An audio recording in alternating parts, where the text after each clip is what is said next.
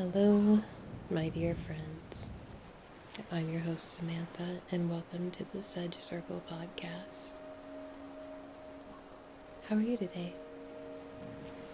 I hope you are well. I have to say, it feels like it's been forever since I recorded a podcast. The last couple weeks have been incredibly hectic. So much that I'm recording this podcast in the wee hours of the night, which is not something I typically do. So with that being said, I do hope it lives up to your expectations. The new year is fast upon us, and while that can be exciting, it can also be a difficult time for some people. As we look back, we might realize that we didn't reach the goals that we set at the last new year. And we might feel bad about that.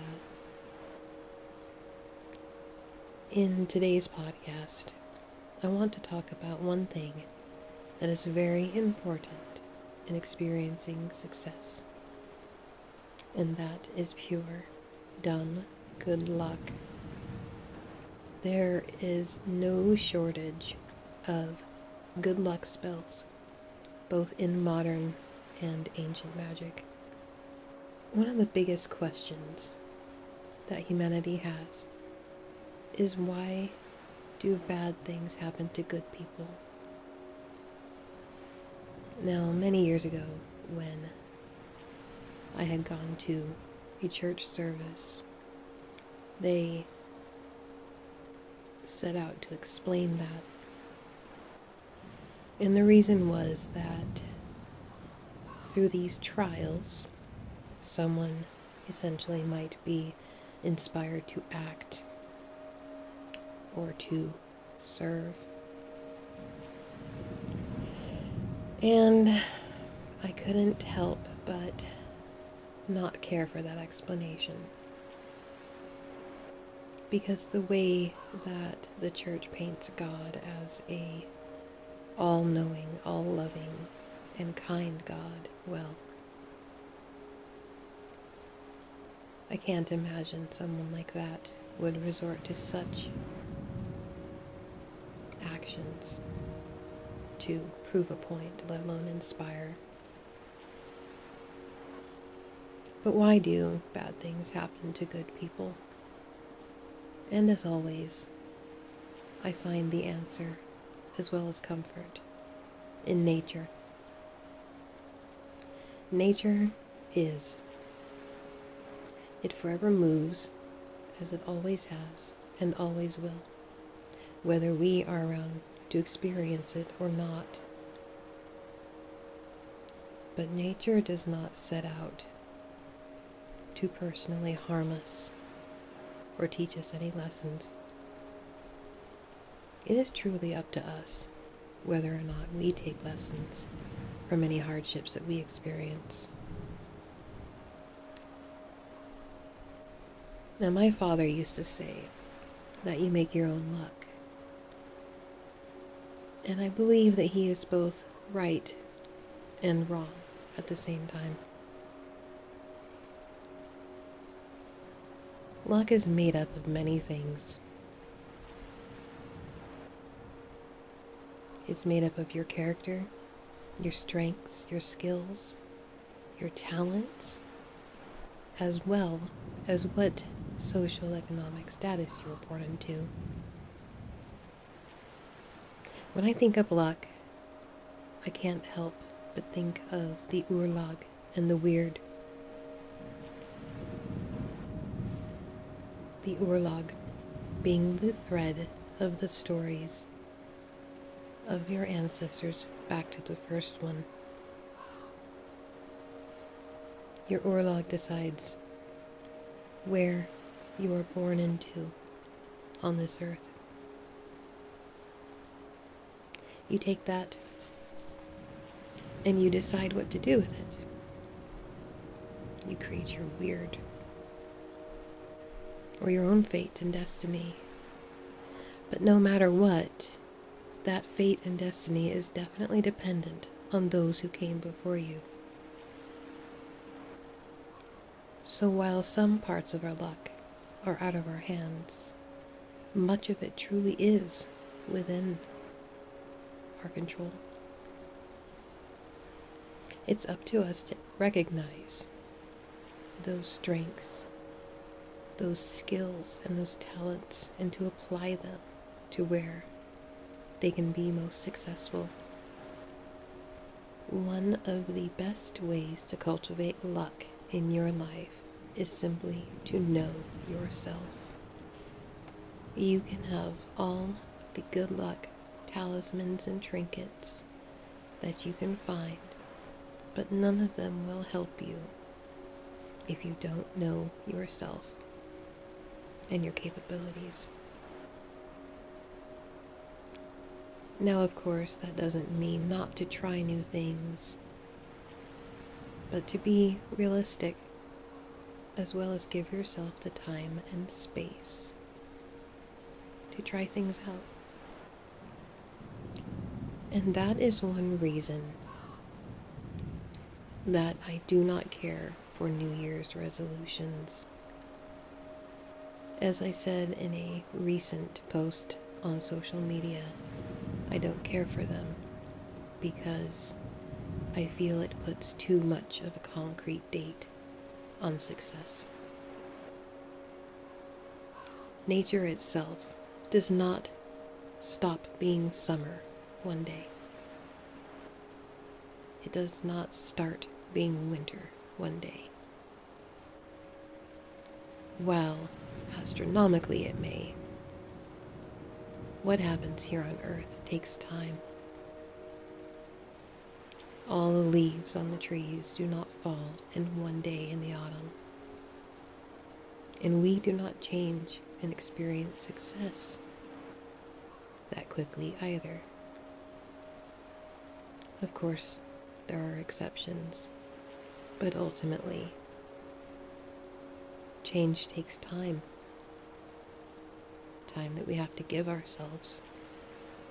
And sometimes we have everything we need to make those changes and to experience success. Sometimes we're lucky,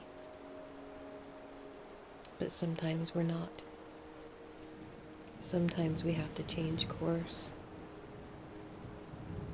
And sometimes we sail right on to our goal.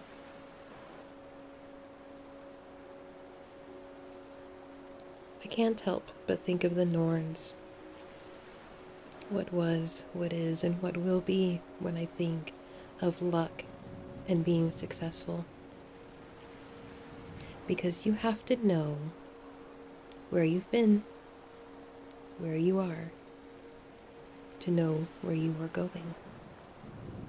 Rags to riches stories are stories because they are so incredibly uncommon. They do happen, but they are uncommon. As far as I'm concerned, the success that I experience in my life is definitely going to be influenced and dependent on where I've been, where I am, and where I am going. But not only where I've been, but where my ancestors, both recent and ancient, have been as well, because their luck is also my luck. And from their luck, I'll create my own weird, my own fate, my own destiny, within the parameters of the life that I was born into. I think back to my Nana, who lived during the Great Depression, and how she was always so happy to have just what she needed. A new hat, a pair of stockings, a nice paintbrush. She considered those things successes, and she considered them lucky to have. She always told me to make do with what you have. Because during the Depression era, You had to do that in order to survive. And to me, that's not saying to not try to better yourself, or to simply be content with what you are given. But to me, it means to know where you've been, to know where you are, and try your best to plot a course for where you are going. I consider myself lucky in many ways, but one of the biggest ways is that every day I can find joy in something. Something so very small, like hearing a raven croak outside my window, or seeing a flower bloom. Those small things alone make me feel lucky and grateful.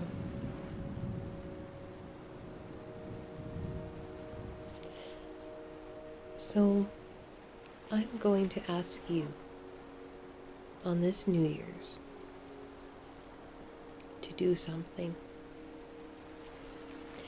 Instead of thinking what goals you want to accomplish, first think about where you are and what is really happening. Think about